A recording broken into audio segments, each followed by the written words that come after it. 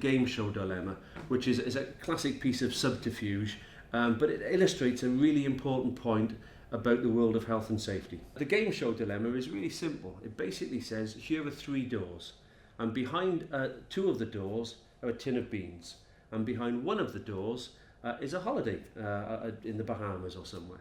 Now the idea is you pick one of the doors, and then the game show host will open a door with a tin of beans. They can always do that, of course. And the trick is that they say, right, now here's a tin of beans. You either have picked the right door or the wrong door. Now, would you like to switch? Being asked, would you like to switch? 99 times out of 100, the person from the audience says, well, it doesn't make any difference. I've either got the tin of beans or I've got the holiday. Switching is irrelevant.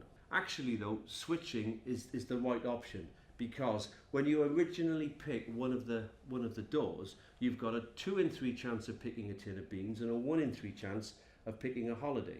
And then when you were shown a tin of beans, you can rule that out, which means if you switch, you will switch to the holiday. Basically, and I know this is quite a complicated little exercise and you might want to work through this slowly and pause at this point, but basically you've got a 2 in 3 chance of picking a tin of beans, and therefore you switch to the holiday, and a 1 in 3 chance of picking the holiday, in which case you switch away to a tin of beans.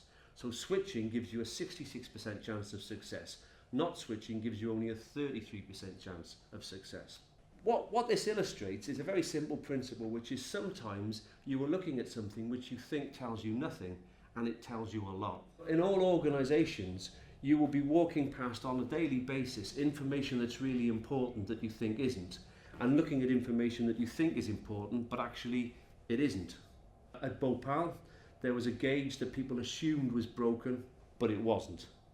At Buncefield, anybody who looked at the fatigue issues, the overtime figures, would have shown you that there was a massive fatigue issue there. Training is a really good example. You know, we classically measure in the world of health and safety is how many people have been put through training, what are the happy sheet scores.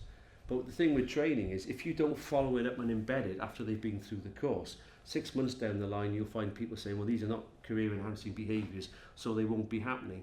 And what you think is good quality data, the quality of the training, isn't actually having an impact on your organisation. A final example would be something like the classic walk and talk.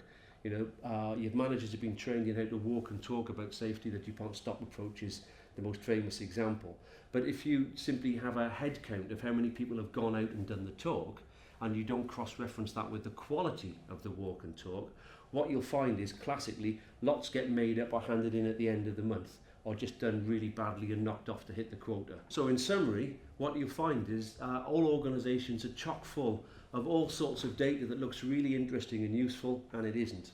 More positively, there's all sorts of really important and useful stuff out there that we're not using. Your task is simply to go out and find which is which.